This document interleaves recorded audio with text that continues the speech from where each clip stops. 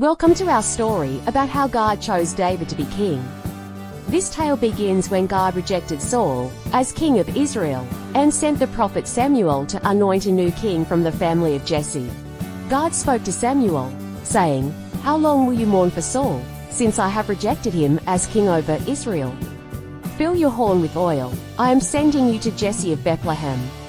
I have chosen one of his sons to be king." Samuel traveled to Bethlehem and met with the elders of the town. He then invited Jesse and his sons to the sacrifice. Jesse and his sons came to the sacrifice. When Samuel saw Jesse's eldest son, Eliab, he thought, "Surely the Lord's anointed stands here before the Lord." But God told Samuel, "Do not consider his appearance or his height, for I have rejected him." The Lord does not look at the things people look at. People look at the outward appearance, but the Lord looks at the heart.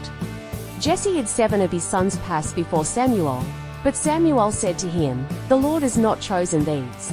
Samuel asked Jesse, "Are these all the sons you have?" Jesse replied, "There is still the youngest. He is tending the sheep." Samuel said, "Send for him. We will not sit down until he arrives." Jesse sent for David, who was out in the fields taking care of the sheep. As David appeared, the Lord said, "Rise and anoint him, this is the one." So Samuel took the horn of oil and anointed David in the presence of his brothers. From that day on, the Spirit of the Lord came powerfully upon David. And so, David, the younger son of Jesse, was anointed by Samuel to be the future king of Israel.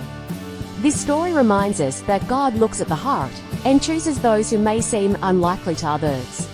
Thank you for joining us in this story of faith and obedience.